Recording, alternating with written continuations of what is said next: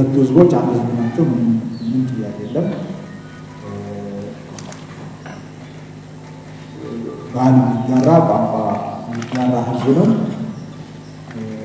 ባለፉት ዓመታትም በጣም ፈታኝ በሆኑ ሁኔታዎች ውስጥ እነዛ ፈታኝ ሁኔታ በላይ ሆኖ አንድነቱን ጠብቆ የቆየ ህዝብ ነው። ለእሱ እኔ እንደ አንድ ሰው ኦሮሚያን እንደሚመራ ሰው ትልቅ አክብሮት፣ ትልቅ ምስጋና አለኝ። በጣም አስቸጋሪ ሁኔታዎችን በአንድነት በመነጋገር ችግሮችን በመፍታት ስፔሻሊ የሀገር ሽማግሌዎች አይተኬ ሚና ተጫውታችሁ የህዝቦችን አንድነት ጠብቃችኋል።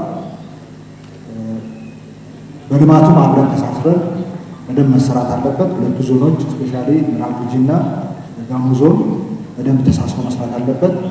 ከነጭ ሳር ጋር ያለው ጉዳይ መፈታት አለበት።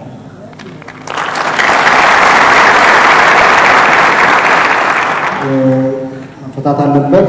ከዚህ በፊትም የተለያዩ ነገሮች እኔም አውቃለሁ። ከመጥላሙ ጋር ሆነን ከዛ በታች ደግሞ እና አድማሱና አዶላ አንድ ላይ ሆነው እዛ አካባቢ ያለውን ጉዳይ በፍጥነት መፈታት አለበት። ሀብት መጠበቅ አለበት።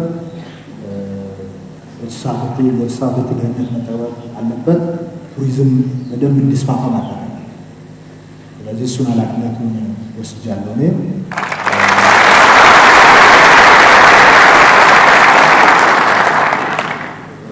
ስለዚህ አድማሱና አዶላ በወረዳ ታች ያሉትን ሰዎች ይዘው ከኔ ጋር ሆነው ጨርሰን ሪፖርት እናቀርባለን ማለት ነው።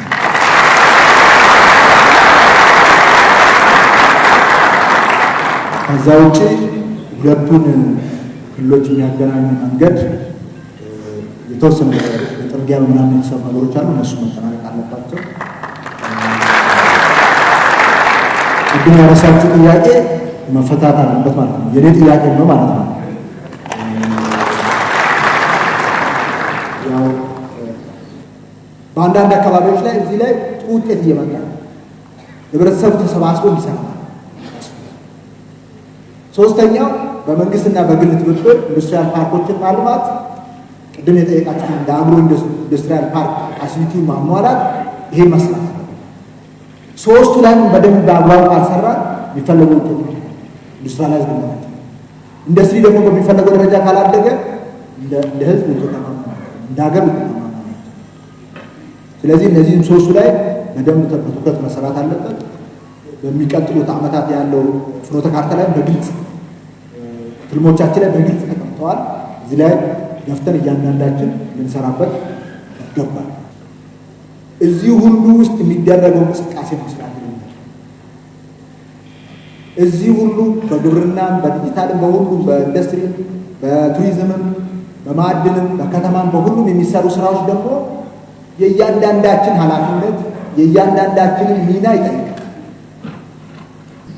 ጸጋዎችን በማልማት አካባቢውን በመቀየር የጀመራችሁትን ስራ በማጠናከር በዚህ በደቡብ ኢትዮጵያ በአጠቃላይ እንደ ክልል ብቻ ሳይሆን በኢትዮጵያ ውስጥ ትልቅ የቱሪስት ዴስቲኔሽን እንድትሆን አሁንም ነች። እዚህ በላይ ቀጥላ እንድትቀጥል ሁሉም ሰው እርቶ መስራት አለበት። ይህም የሰላም እናንተ ትጋት ከዛ የተገኘ ትሩፋት ነው። ይህ ጽናት መቀጠል አለበት የሚለውን ለማንሳት ነው።